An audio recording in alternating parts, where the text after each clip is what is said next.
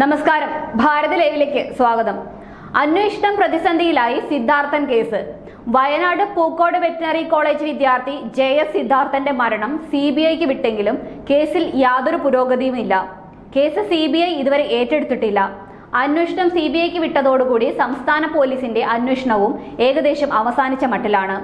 കേസിൽ പറഞ്ഞിട്ടുള്ള പെൺകുട്ടിയെയും സിദ്ധാർത്ഥിന്റെ സുഹൃത്തിനെയും രക്ഷിക്കാനാണ് അധികൃതർ ശ്രമിക്കുന്നത്. കേസുമായി ബന്ധപ്പെട്ട പെൺകുട്ടിയെ അറസ്റ്റ് ചെയ്യാത്തതുകൊണ്ട് സാക്ഷികൾ സ്വാധീനിക്കപ്പെടാൻ സാധ്യതയുണ്ട്. CBI അന്വേഷണം പ്രഖ്യാപിച്ച 9-ാം തീയതിയാണ് 2 പ്രതികളെ കൂടി അറസ്റ്റ് ചെയ്തത്. സംഭവത്തിൽ 20 പേരുടെയും അറസ്റ്റ് പൂർത്തിയായെന്നാണ് പോലീസ് പറയുന്നത്. CBI എത്തുന്നതുവരെ തെളിവുകൾ നഷ്ടപ്പെടാതിരിക്കാനും എല്ലാ പ്രതികളെയും ഉൾപ്പെടുത്താനും പോലീസ് ശ്രമിക്കുന്നില്ലെന്ന് സിദ്ധാർത്ഥിന്റെ ബന്ധുക്കൾ ആരോപിച്ചു. തെളിവുകൾ നശിപ്പിക്കാൻ ഒത്താശ ചെയ്തെന്നും പരാതിയുണ്ട്. മർദ്ദനം നടക്കുന്ന സമയത്ത് സിദ്ധാർത്ഥിന്റെ മൊബൈൽ ഫോൺ കൈകാര്യം ചെയ്തയാളെ ഇതുവരെ ചോദ്യം ചെയ്തിട്ടില്ലെന്ന് സിദ്ധാർത്ഥിന്റെ അച്ഛൻ T ജയപ്രകാശ് പറഞ്ഞു. കേസ് CBI ഏറ്റെടുത്തില്ലെങ്കിൽ എന്ത് സംഭവിക്കുമെന്ന് രക്ഷിതാക്കൾക്ക് ആശങ്കയുമുണ്ട്. ക്രൂരമർദ്ദനത്തിനിരയായി ഫെബ്രുവരി 18-ന് ഉച്ചയോടെയാണ് സിദ്ധാർത്ഥിനെ ഹോസ്റ്റലിലെ ശുചിമുറിയിൽ മരിച്ച നിലയിൽ കണ്ടെത്തിയത്. മരണത്തിന് മുൻപ് ക്രൂരമർദ്ദനത്തിന് ഇരയായെന്ന് പോസ്റ്റ്മോർട്ടം റിപ്പോർട്ടിലും വ്യക്തമായിരുന്നു.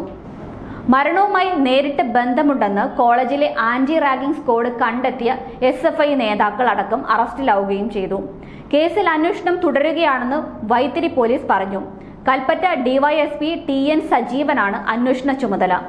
മുൻപും കോളേജിൽ ഇത്തരത്തിലുള്ള സംഭവങ്ങൾ നടന്നിട്ടുണ്ടെന്ന് വിദ്യാർത്ഥികൾ പറഞ്ഞു. റാഗിങ്ങിനെതിരെ പോലീസിൽ പരാതി നൽകിയെങ്കിലും കേസെടുക്കാതെ ഒത്തുതീർപ്പായെന്നും പരാതി കൊടുത്ത തനിക്കെതിരെ തിരിച്ച് കേസ് കൊടുത്തെന്നും ഒരു വിദ്യാർത്ഥി പറഞ്ഞു. പ്രതികൾക്ക് കോളേജിന്റെ പൂർണ്ണ പിന്തുണയുണ്ടായിരുന്നുവെന്നും കേസ് ഒത്തുതീർപ്പാക്കാൻ അധ്യാപകരും പോലീസ് സ്റ്റേഷനിലെത്തിയെന്നും ആരോപണമുണ്ട്. ആന്റി റാഗിംഗ് സ്ക്വാഡിനെയാണ് അന്ന് പരാതി നൽകിയത്. മർദ്ദനമേറ്റ ഫോട്ടോ അടക്കമാണ് പരാതി അയച്ചത്. പരാതിയിൽ FIR ഇടാതെ പോലീസ് ഒളിപ്പിച്ചു വെച്ചു. പരാതിയില്ലെന്ന് എഴുതി കൊടുക്കാൻ നിർബന്ധിച്ചതായും വിദ്യാർത്ഥി പറയുന്നു. സിദ്ധാർത്ഥൻ കേസിലെ കാശിനാഥനും അമൽ ഇസ്രാനും അന്നും പ്രതികളായിരുന്നു.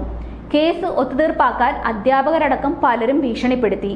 പെൺകുട്ടികളോട് മോശമായി പെരുമാറിയെന്ന് വരുത്തി തീർത്തു. ഒന്നും സംഭവിച്ചിട്ടില്ലെന്ന് വിദ്യാർത്ഥികളോട് ഒപ്പിട്ട് വാങ്ങി. കേസ് പിൻവലിക്കേണ്ടിയിരുന്നില്ലെന്ന് ഇപ്പോൾ തോന്നുന്നുണ്ട്. കേസുമായി മുന്നോട്ട് പോയിരുന്നുവെങ്കിൽ അവർ ശിക്ഷിക്കപ്പെട്ടേനെ. എന്ത് സംഭവമുണ്ടായാലും അത് പെൺകുട്ടികളുടെ പേരിലാക്കും, ലഹരിയുടെ പേര് പറയും. അതാണ് അവിടെ സംഭവിക്കുന്നത്. മേൽപ്പറഞ്ഞ കാര്യങ്ങൾ ഒരു മാധ്യമത്തിനോട് ഒരു വിദ്യാർത്ഥി വെളിപ്പെടുത്തിയതാണ്.